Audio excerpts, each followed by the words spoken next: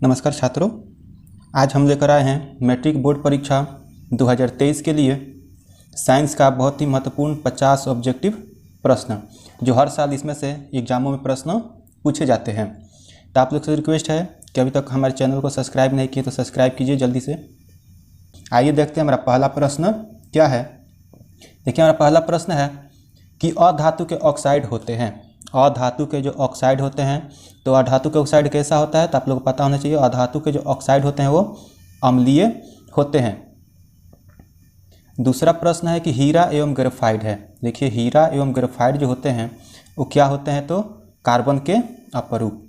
हीरा और ग्रेफाइट जो होते हैं वो कार्बन के अपरूप होते हैं। तीसरा प्रश्न है कार्बन क्या है, तो कार्बन जो है एक अधातु है। ऑप्शन बी हो जाएगा, कार्बन है वो अधातु है।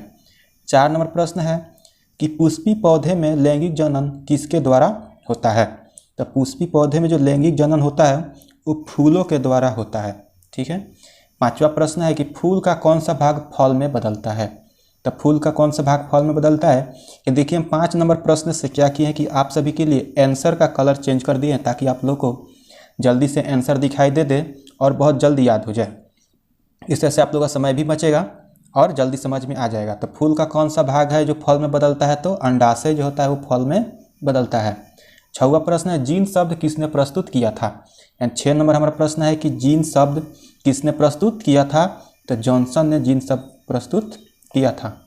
7 नंबर प्रश्न है कि मानव मादा में निषेचन होता है, तो देखिए मानव मादा में जो निषेचन होता है वो फैलोपियन नली में होता है। 8वां प्रश्न है कि मोटर गाड़ियों में चालक के सामने लगे दर्पण होते हैं। जो मोटर गाड़ी जो चालक होते हैं, जो गाड़ी चलाते हैं, उनके सामने जो दर्पण लगे रहते हैं वो कौन सा दर्पण होता है, तो उत्तल दर्पण। 9वां प्रश्न है कि एक स्वस्थ आँख के लिए दूर बिंदु होता है, यानी एक स्वस्थ आँख है वो अधिकतम कितनी दूरी तक की वस्तुओं को देख सकता है, तो अनंत की वस्तुओं को देख सकता है। और न्यूनतम कितनी दूर की वस्तुओं को देख सकता है, तो वो 25 सेंटीमीटर तक की वस्तु को देख सकता है।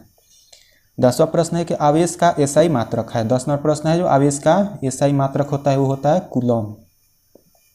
11वां प्रश्न है कि मानव नेत्र जिस भाग पर किसी वस्तु का प्रतिबिंब बनाता है वह है क्या चीज़, तो दृष्टि पटल यानी रेटिना। दो नाम होता है, कभी रेटिना कभी दृष्टि पटल, दोनों देता है, तो आप लोग को दोनों याद रखना है। 12वां प्रश्न है कि निकट दृष्टि दोष का निवारण किस लेंस से होता है, तो निकट दृष्टि दोष का निवारण जो होता है वो अवतल लेंस से होता है। वही पूछ दे दूर दृष्टि दोष का निवारण, तो उत्तल लेंस इसका आंसर होगा। 13वां प्रश्न श्वेत प्रकाश कितने रंगों के मेल से बना होता है, यानी श्वेत जो प्रकाश है या सूर्य प्रकाश है उसमें कितने रंग होते हैं, तो 7 रंग होते हैं। हमारा 13वां प्रश्न था। 14 नंबर प्रश्न है कि अंतरिक्ष यात्रियों को आकाश दिखता है, तो देखिए अंतरिक्ष यात्रियों को जो होता है वो आकाश दिखता है, वो कैसा दिखता है, तो काला। 15 नंबर प्रश्न है हमारा कि आकाश का रंग नीला होने का कारण है। जो आकाश जो होता है वो नीला दिखाई देता है ना, वो कुछ उसका मुख्य कारण क्या है, तो प्रकीर्णन। कभी कभी प्रकीर्णन के जगह पर क्या लिखता है, प्रकाश का प्रकीर्णन भी लिखता है, तो आप लोग को याद रखना पड़ेगा। प्रकीर्णन दिखाई दे तो इसी कारण की होता है वो आकाश नीला दिखाई देता है। 16वां प्रश्न है कि प्रकाश के किस रंग का प्रकीर्णन सबसे कम होता है। देखिए, प्रकाश का किस रंग का प्रकीर्णन सबसे कम होता है, तो लाल रंग का प्रकीर्णन होता है वो सबसे कम होता है। और सबसे अधिक पूछ दे तो बैगनी होगा, वो सबसे अधिक होता है। हमारा 17 नंबर प्रश्न है कि निम्नलिखित में कौन सबसे अधिक अभिक्रियाशील धातु है, तो यहाँ पर जो पोटेशियम होता है वो सबसे अधिक क्रियाशील धातु है। कभी कभी क्या होता है कि पोटेशियम को ना डालकर कोई और ऑप्शन दे देगा, जैसे मैग्नीशियम, कैल्शियम, सोडियम, यहाँ पर और डाल दे, कप पर कुछ भी डाल दे, पोटेशियम ना दे, तब वहाँ पर आंसर जो होगा वो सोडियम होगा। ठीक है। इन पोटेशियम के बाद जो सबसे अधिक क्रियाशील होता है वो सोडियम होता है। इसकी परमाणु संख्या कितनी होती है 11। कि स्टीरियो में लिंग गुणसूत्र का युग्म होता है। स्टीरियो में लिंग गुणसूत्र का युग्म होता है वो क्या होता है, तो XX होता है, डबल X। और पुरुषों में पूछा जाए तो XY। 19वां प्रश्न है कि प्रतिरोध का एसआई मात्रक क्या है, तो प्रतिरोध का जो एसआई मात्रक होता है वो ओम होता है। 20 नंबर प्रश्न है कि 1 HP अश्व शक्ति बराबर होता है। तो देखिए, हम पहले वीडियो बनाए हैं जो 50 प्रश्न का, उसमें भी इस प्रश्न का हम जिक्र किए हैं, बताए हैं कि 1 HP 1 अश्व शक्ति बराबर कितना होता है, तो 746 वाट के बराबर होता है। 21वां प्रश्न है कि विद्युत बल्ब का तंतु, विद्युत बल्ब जो है 21 नंबर प्रश्न, विद्युत बल्ब का तंतु जो बना होता है किसका बना होता है तो टंगस्टन का बना होता है। 22 नंबर प्रश्न है कि भारत में उत्पादित प्रतिवर्ती विद्युत धारा की आवृत्ति है वो कितनी होती है तो 60 हर्ट्ज। ये हमारा 22 नंबर प्रश्न था। 23वां प्रश्न है कि किसी चालक के प्रतिरोधकता क्या मात्रक है। किसी चालक के प्रतिरोधकता का मात्रक होता है वो ओम मीटर होता है। कभी भी इसका नाम हिंदी में भी आता है तो संकेत है वो ओम मीटर है। ओम हिंदी में होगा वो ओम मीटर होगा, तो आप लोग को याद रखना है। ओम मीटर नाम लिखे तो अब या संकेत लिखे तो ओम मीटर याद रखना है, दोनों संकेत भी। हमारा 24 नंबर प्रश्न है कि निम्नलिखित में कौन अम्ल है, तो देखिए HCl हाइड्रोक्लोरिक अम्ल इसको बोलते हैं, तो HCl है वो अम्ल है, NaCl है वो क्या है तो लवण है।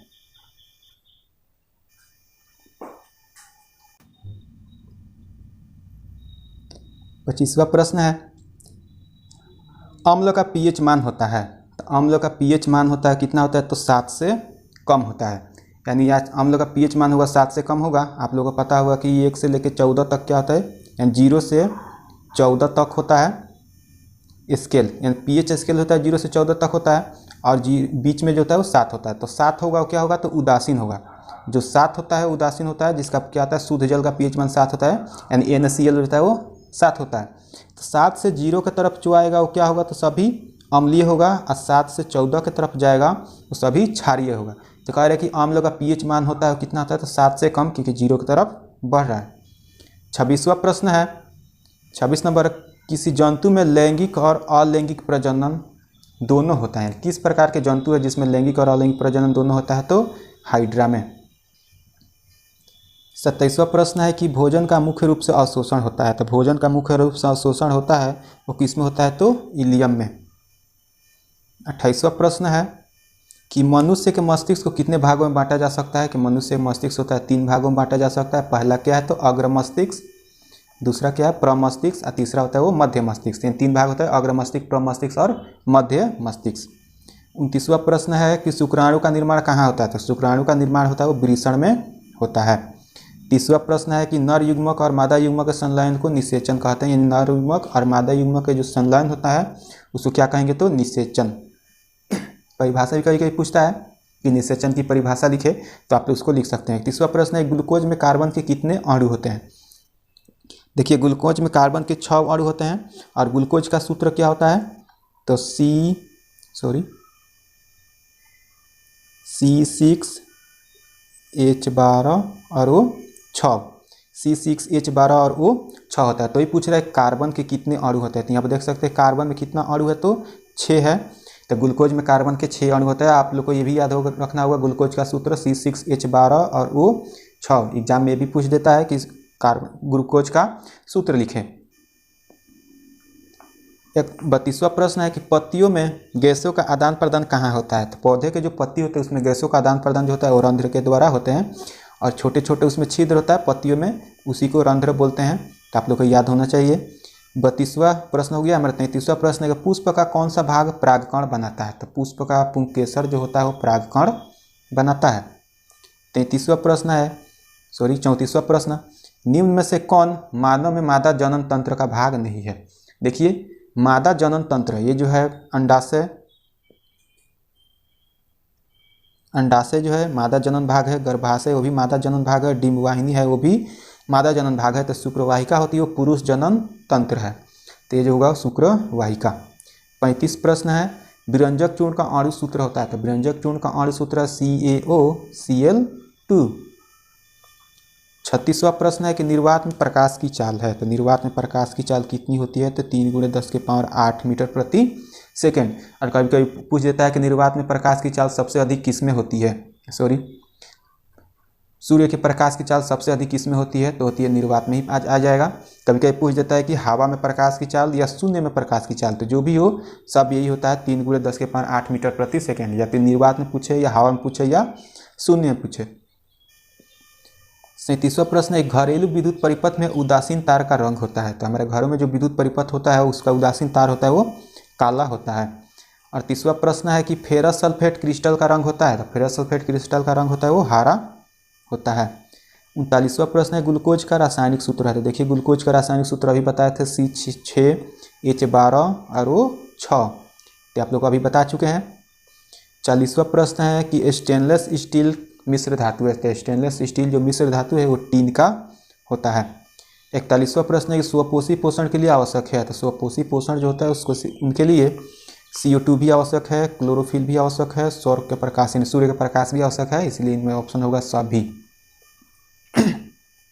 42वां प्रश्न है संगमरमर का रासायनिक सूत्र।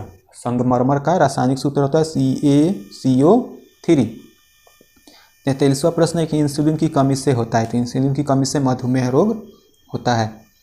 44वां है कि निम्नलिखित में कौन अधातु है। तो निम्नलिखित में कौन अधातु है, तो कार्बन एक अधातु है, बाकी जितने दिखाए सभी धातु है। 45वां प्रश्न है कि हमारा शरीर किस pH परास के बीच कार्य करता है। हमारा शरीर जो है किस परास के बीच कार्य करता है, इसका pH मान कितना होता है, तो 7 से 7.8 तक होना चाहिए। 46वां है कि निम्न में कौन बौने पौधे को दर्शाता है। तो बौने पौधे को कौन दर्शाता है, तो डबल टी होगा, वो छोटा डबल टी होता है वो बौने पौधे को दर्शाता है। 12 टी होगा वो बड़े पौधे को दर्शाएगा। 47वां विद्युत आवेश का मात्रक है। विद्युत आवेश का क्या मात्रक होता है, तो कूलम। 48वां है कि निम्न में किस दर्पण की फोकस दूरी धनात्मक होती है। तो देखिए उत्तल दर्पण की फोकस दूरी होती है वो धनात्मक होती है और अवतल दर्पण की फोकस दूरी वो ऋणात्मक होती है। तो आप लोग को याद रखना पड़ेगा दोनों, क्योंकि दोनों एग्जामों में से आता है। कोई भी पूछ देगा कि धनात्मक होगा तो क्या होगा, उत्तल दर्पण, ऋणात्मक होगा तो अवतल दर्पण। 39वां प्रश्न है 49 प्रश्न है कि स्पेक्ट्रम प्राप्त करने के लिए किसका उपयोग होता है। तो देखिए स्पेक्ट्रम प्राप्त करने के लिए हमें प्रिज्म का उपयोग किया जाता है। 50वां और लास्ट प्रश्न है कि परागकोश में होते हैं। देखिए परागकोश में परागकण पाए जाते हैं, परागकण होते हैं। तो ये हमारा 50 प्रश्न का 50 प्रश्न कंप्लीट हुआ। आप लोगों को बहुत ही आसान सवाल लाए थे और सबसे ज़्यादा एग्जामों में इसमें से प्रश्न भी आते हैं। तो आप लोग पूरा वीडियो देखें और इस प्रश्न को आप लोग अगर PDF चाहिए तो आप लोग हमारे टेलीग्राम ज्वाइन भी कर सकते हैं। इसका लिंक इस वीडियो के डिस्क्रिप्शन में मिल जाएगी।